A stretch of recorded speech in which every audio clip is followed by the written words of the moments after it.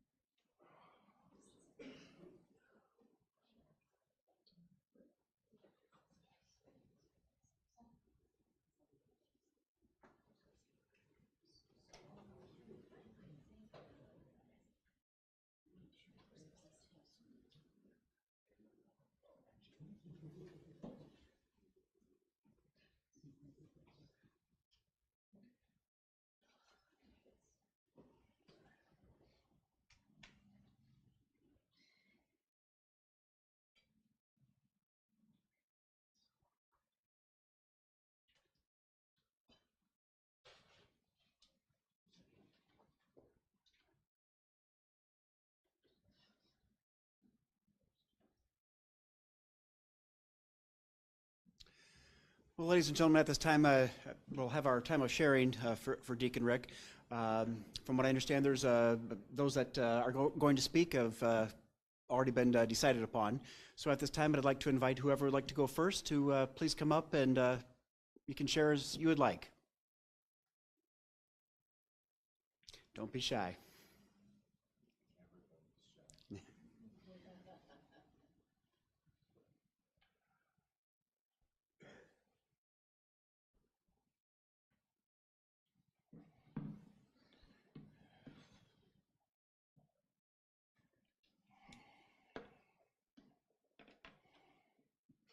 First of all, I want to thank everybody for coming. Really appreciate it. This was really a tough one to write. So many times I wrote it on paper and stuff and just tossed it away. It just doesn't do it justice. But I remember a lot of my, people I grew up with, friends and stuff like that. They had fond memories of him. He was always easy to talk to. He joked around a lot. Like I just had a friend come in that I used to work with at Giant Foods when I lived here in the Quad Cities, and he said, he was one in a million, just a really stand-up guy. A lot of people had different names for him. You go to the Village Inn, you go, he'd harass the servers and harass everybody. But they all had different words for him. Like, my friends used to call him Sergeant Rock, the Captain, the Colonel. I just called him Dad. Like I said, he was very friendly. He could walk into an airport he'd never been into, and he'd see somebody new from the service and walk up and start talking to them. It was just an easy thing for him. He's done a lot of great things throughout his life. The service, deaconship, Knights of Columbus. Really proud of, he was always going. He took those almost 96 years he had on this earth, and he really packed a couple lives in it. It was just, just amazing. And he even had found time to, be there for his family, for his wife, 68 years. Took care of her, quit doing everything, took care of her when she had Alzheimer's, till she passed away a few years later. I just thank the Lord, first off, just where, I mean, a lot of people don't get to spend a lot of time with their father. He passes away or he's not even there. But I had all these years, 62 years with my dad. That's phenomenal that the Lord gave me that with my dad at any time. It could have been taken away. And I know a lot of people miss their father because they weren't able to. I have no regrets because I've been given such a great opportunity. I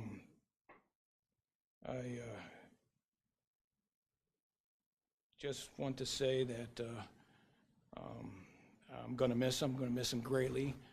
But I know he's with the good Lord. I know death tried to beat him down a couple times, and he got back up fighting. If anything, death is kind of thankful that my dad finally decided to let. Okay, we'll do it. Okay, but that's how my dad was, and he was a great man, and he was definitely my hero. Thank you.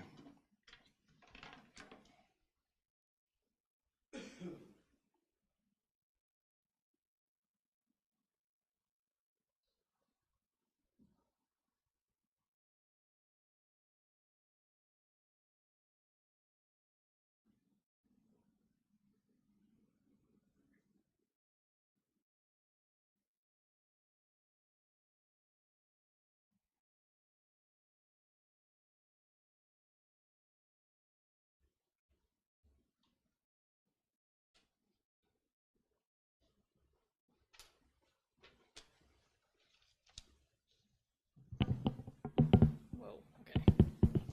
I'm Connor Rasmussen. I'm Richard's youngest grandchild, and I've always known him as Grandpa.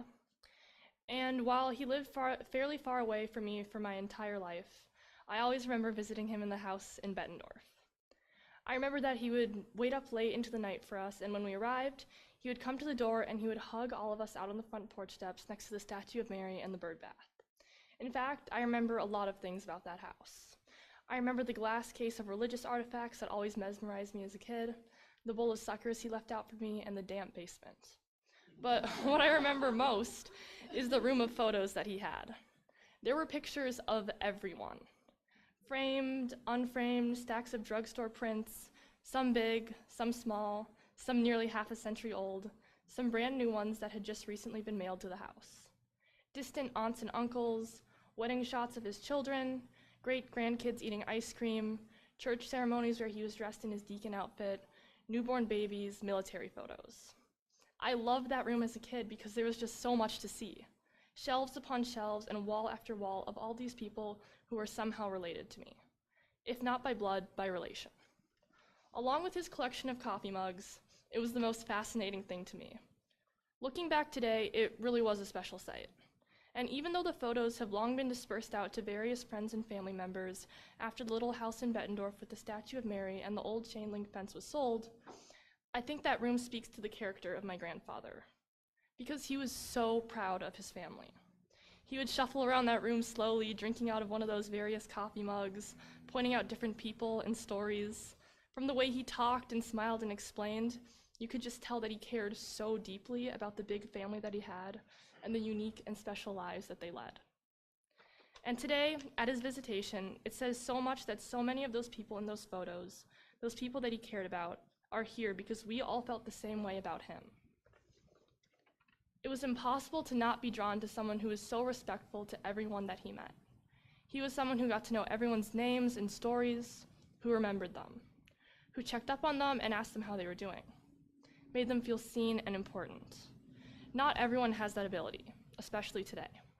It's incredibly rare to meet someone that personable and caring, and I think that we should all feel lucky that we got to experience some of that incredible warmth that Grandpa brought into people's lives. Even as he got older and older, he still remembered us, through his photos in the furnace room in Bettendorf, and then through his memory as he moved around later. He remembered our jobs, our kids, the cities we lived in, and now it's our job to remember him. I know it won't be hard.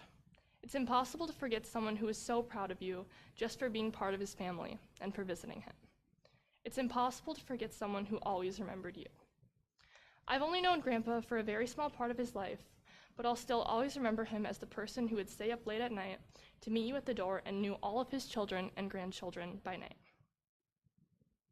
even into his 90s. He was the guy that knew all of the nursing staff by name and nearly everyone who lived in his building and their stories too. He won't only be missed by us, his family and close friends, but he'll be missed widely.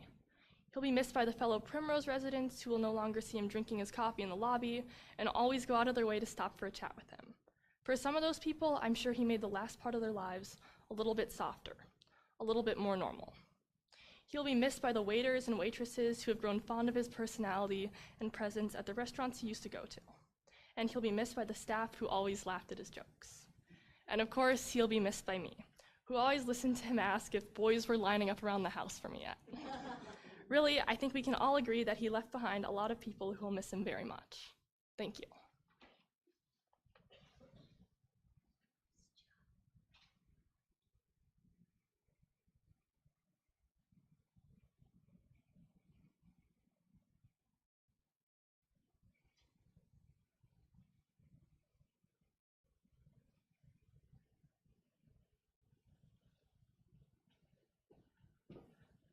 Hi, I'm Kai, and I'm one of Richard's grandchildren. I got to spend a lot of time with Grandpa, and I'm thankful for the time that I spent with him. Like my sister Kana said, and Uncle Rick said, I don't think I've ever seen anybody who's quite as much of a people person as he was. He made it look effortless, and all of his interactions were very genuine with people. And the other thing about Grandpa that I really remember was he was very funny. One of my favorite interactions was this was probably when he was in his 80s, and we were at Village Inn, and a man who was probably only a couple years younger than him held the door open for him, and he said, "Thank you, young man." And he always had a lot of sayings like that I remember. His bumper sticker, but also I see his license plate. "My boss is a Jewish carpenter." I thought was always very funny. And when I learned more and more about his life story, by the end of hearing everything he had done in his life and where he had come from in New York, I really couldn't help but think that he, the first thought that came to my mind was really like, he kind of lived the American dream in a lot of ways, and he was resilient and really a pillar of his community in a lot of different ways. And even though he was a people person, I think he was honest with people too. And the last thing I'll just say is my last favorite memory was my entire life, my dad, Chuck, he had always been saying, you know, when I'd complain that I was too hot, he said, "Well, you don't know what hot is until you've been in a structure fire," because he was a firefighter. And I was like, every time I hear that, I was like, that's not fair. Like, it's not really a fair fair comparison. And then we were actually in the Holiday Inn hotel that we're staying at with Grandpa once, and it was like kind of humid in there, and we were watching Kana swim, and it was humid, so I said, "Oh, it's hot in here." And then Grandpa, without missing a beat, he looks over at me and he goes, "You don't know what hot is until you've been to Vietnam." And I kind of realized where my dad had gotten that from. Yeah, and maybe one day I'll be saying that too, but I don't have quite that experience. But yeah, I'll miss him a lot.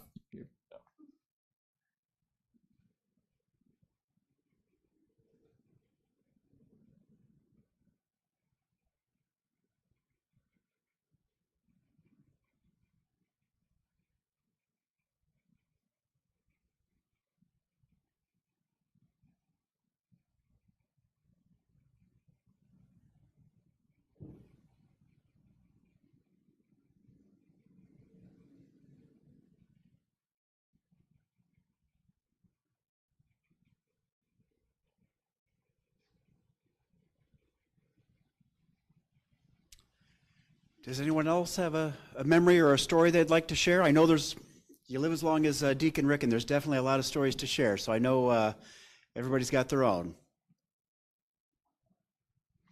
I also know it's hard to get up and share stories and memories about one that you love so much, and especially when it's you're kind of front and center here like this. But by all means, if you don't want to be up here and share those stories, by all means share them with each other when you get the chance. But would anybody else like to share a story though, or? Okay. Well, if nobody else would like to share a story, this will conclude our time of sharing. You're welcome to stand up and continue the celebration of Deacon's life.